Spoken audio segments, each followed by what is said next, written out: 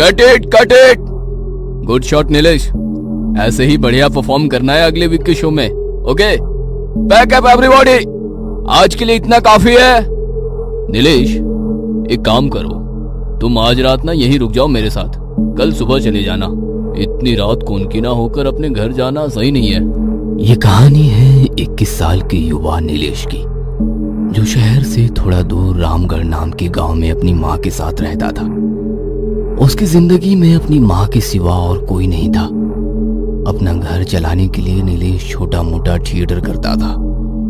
वैसे तो रोज वो घर जल्दी आ जाता था, लेकिन रिहर्सल करते करते आज थोड़ी रात हो चुकी थी। रिहर्सल स्टूडियो और रामगढ़ के बीच में पड़ता है कोनकीना गांव।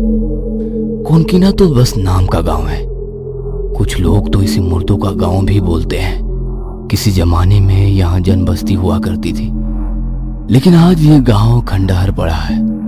लोगों का मानना है कि इस गांव में रात को जो गया वो कभी अपने घर नहीं लौटा। शायद यही वजह है कि डायरेक्टर रमन नीलेश को रोकने को कह रहे थे। नीलेश स्वाभिमानी था और उसने डायरेक्टर की बात इनकार कर दी। क्या तुम्हें पता नहीं, उस गांव में काली शक्तियां है।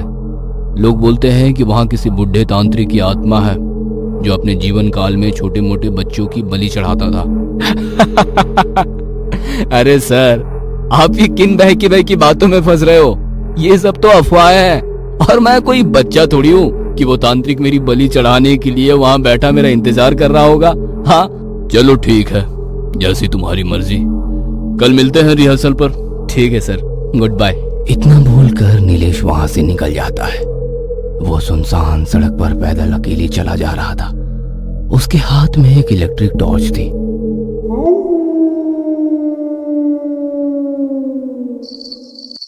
तकरीबन रात के 11:30 बज रहे थे।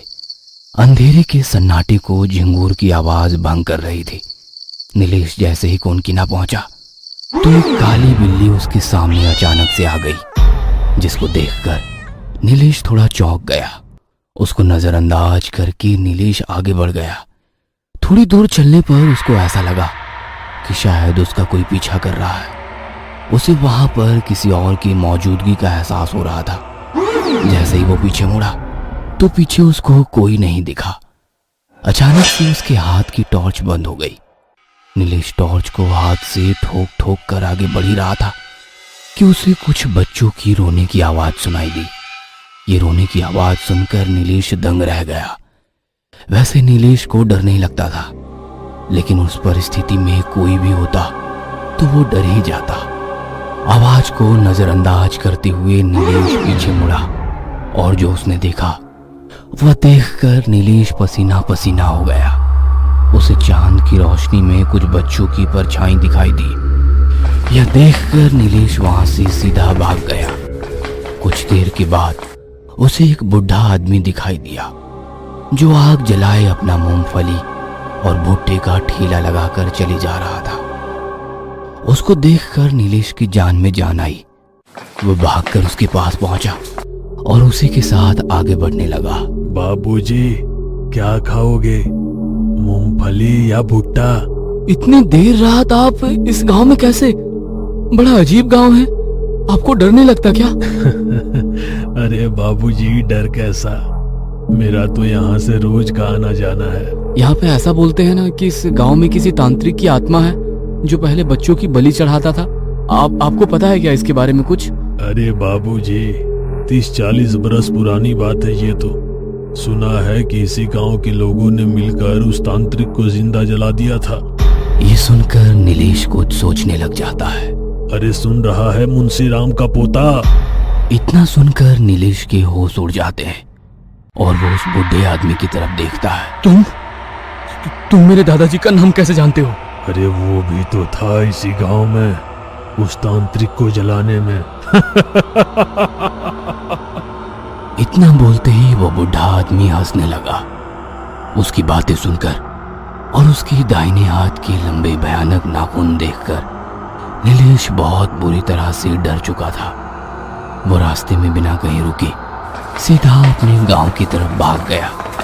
घर पहुंचते ही उसने अपनी माँ को देखा और बोला, एक गिलास पानी देना माँ, पानी पीने के बाद नीलेश अपनी माँ से बोला, अरे आज तो बहुत बुरा फंस गया था मैं कोकिना में।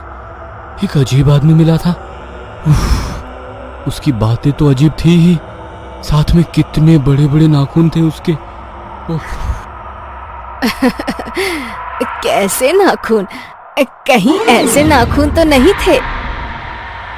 अगली सुबह कुछ लोगों को कोनकिना में नीलेश की लाश मिली। पोस्टमार्टम से पता चला कि नीलेश की मौत दिल की धड़कन रुकने की वजह से हुई है और दिल की धड़कन रुकने का कारण था डर। पूछताछ करने पर पता चला कि नीलेश बीती रात अपने घर पहुंचा ही नहीं था। ये कहानी आपको